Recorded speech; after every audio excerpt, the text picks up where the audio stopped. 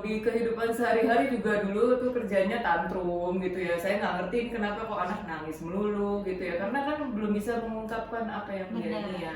Jadi saya juga konsultasi dengan Miss Yani dan dibantu dengan Pak Marcel dan Bu Jennifer untuk masalah sehari-harinya ya. Misalnya ini kok Joel nggak mau sikat gigi nih, terus kita harus gimana? Joel nggak mau pakai masker kan banyak ya anak di pandemi kayak gitu. Jadi Miss Yani dan tim memberikan program ke saya, Bu, kalau gitu misalnya sering-sering dikasih lagu pakai masker. Kalau misalnya orang rumah keluar semua pakai masker, dibiasakan gitu ya, kayak gitulah. Tapi untuk daily activity-nya saya sungguh terbantu dengan ini ya program ABA. Jadi bukan hanya dalam sesi terapi ya, tapi daily activity-nya juga dibantu. Dia udah tahu oh kalau keluar pakai sandal. Kalau aku mau tidur aku sikat gigi gitu. Buat saya jadi banyak perilaku menghindar itu membuat Joel itu jadi saya jadi struggle gitu loh. Pada awalnya tuh untuk terapi itu struggle. Terus di kehidupan sehari-hari yang tadi saya cerita ya, jadi banyak tantrumnya. Itu perilaku sehari-hari itu yang membuat saya berpikir bahwa kayaknya dia harus di-train deh untuk ABA ini ya. Iya, 1 tahun lebih lah ya. 1 tahun 4 bulanan kalau nggak salah. Offline kan dari Februari sampai Mei Juni ya, Lebaran tahun lalu. Terus kemudian kan putus. Nah setelah itu Miss Yani datang lagi tuh kalau nggak salah setelah gelombang deltanya mendingan ya mungkin Agustus lah ya. 2 bulan kemudian, sebulan 2 bulan kemudian beliau datang lagi lalu meneruskan terapi dengan offline lagi sampai sekarang ya. Dia Selasa Kamis itu dia terapi dengan Miss Yani, Senin Rabu Jumat saya terapi di rumah dengan Joel. Jadi saya jadi terapisnya. Udah kebiasaan dari waktu yang gelombang delta itu. Berarti 2 tahun 2 bulanan lah ya. Sekarang udah 3 tahun 5 bulan. Sampai sekarang saya masih kadang tuh kalau misalnya saya memberikan terapi atau Miss Yani memberikan terapi baru mungkin dia ada keengganan gitu loh, tetap ada keengganan untuk melakukan, mungkin masih kurang pede atau masih kurang yakin gitu. Sedangkan misalnya kalau di sekolah kan hari ini misalnya pelajarannya apa, mungkin besok kan lain lagi ya, lagunya ganti lagi atau apa. Nah itu awalnya juga memicu kecemasan kan buat dia. Sekarang sih dia sudah lebih bisa menghandle kecemasan itu. Perilakunya menurun ya, karena mungkin juga confidence-nya kan makin tinggi ya. Jadi kalau dikasih challenge dia nggak langsung menghindar atau menghindarnya berkurang. Ya ABA sangat membantu sih. Kesulitannya mungkin nggak kebayang ya. Iya, karena kan pada dasarnya saya bukan terapis sih. Kemudian juga terapis saya terhadap Miss Yani juga belum pernah ya, karena ini kan semua serba baru ya, pandemi ini kan serba baru. Awalnya itu sulit banget karena awal dari Joel tuh saya tahu diagnosisnya itu Januari ya, berarti sampai Mei itu kira-kira 5 bulan. Saya itu mungkin banyak seperti ibu-ibu atau orang tua yang lain, cuman saya anterin nih, saya temenin, dia nangis saya balikin, nanti terapisnya keluar laporan ke saya. Jadi saya hanya mendengar, oke, kalau gitu gimana?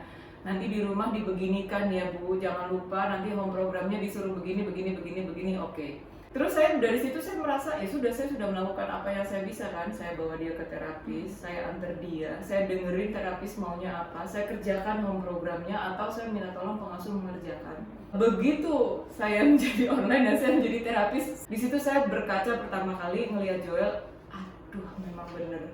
Jadi pertama kali saya merasakan, aduh bener deh ini dia tuh nggak bisa meloncat aja susah gitu, sulit sekali. Karena itu buat saya tuh jadi kayak sedih banget ya, ternyata bener nih yang orang bilang dia tuh kurang banget di bagian ini, dia kurang banget di bagian ini, dia menghindar melulu di sini gitu. Waktu itu bonding saya dengan Joel tuh tidak sekuat sekarang. Nah dia tuh mungkin kaget ya antara peran mama sebagai mama dan sebagai terapis, tiba-tiba kok mama nyuruh-nyuruh aku nih. Nah jadi avoidance-nya naik beberapa waktu, dan saya kan juga belum ngerti gimana sih sebenarnya dia maunya gitu, gimana supaya saya menarik supaya dia mau melakukan ini. Saya sempet jengkel banget sama dia dan dia juga nangis, jadi terapinya juga gak berjalan kan. Kalau kayak gitu kan gagal ya gitu ya. Namun saya bikin kayak refleksi ya, jadi setelah selesai terapi saya ketik semua apa yang terjadi, dia reaksinya gimana gitu ya. Jadi saya kirim ke Miss Yani, lalu kita discuss. Dari awal-awal juga kan Miss Yani sempat off ya, mungkin sebulan 2 bulan itu, lalu dia datang lagi ke rumah saya. Itu betul-betul bagus sih. Pokoknya Joel ini jangan ketinggalan, jangan karena pandemi off terapi 1 bulan 2 bulan terus kemudian dia mundur gitu loh. Kerja keras yang tadinya 5 bulan itu hilang, kan saya nggak mau ya. Tapi waktu Miss Yani datang bagus sih dan bisa mengikuti kembali waktu Miss Yani datang lagi. Saya rasa home program sangat bantu sih. Jadi ada teman saya juga anaknya berkebutuhan khusus dan kemudian saya tanya dia dan dia sebetulnya awalnya bukan merekomendasikan PIS tapi kliniknya jauh banget di Kelapa Gading, lalu klinik tersebut merekomendasikan PIS. Oh, yang terdekat di karena rumah saya di Jakarta Barat kan.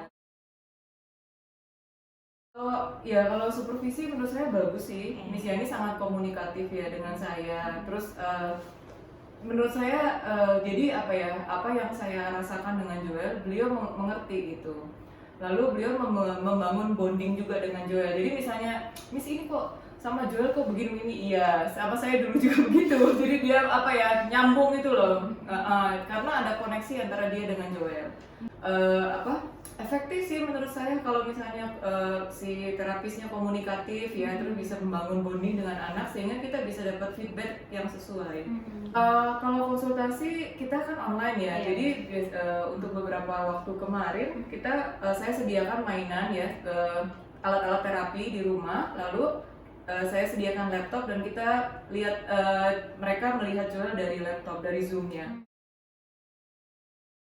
Dan home program sendiri sangat membantu sih, Miss. Ya, menurut saya saya tidak menyesal lah menjadi terapisnya Joel ya, walaupun dengan segala effortnya saya berjuang gitu ya dan berusaha gitu kan untuk Joel, tapi saya nggak menyesal. Iya, Joel banyak majunya ya. Jadi kalau saya sangat merekomendasikan ya ABA dan home program gitu. Ya wah, dia kemarin ini nggak mau loh lihat aku sekarang, dia kayaknya melihat wajah saya aja itu kayaknya suatu reward banget. Dengan home program itu ya pasti itu mungkin dengan perlahan ya, tergantung kondisi anak juga kan, tapi ada satu yang mungkin reward yang tidak bisa ini juga ya, yaitu bonding gitu dengan anak.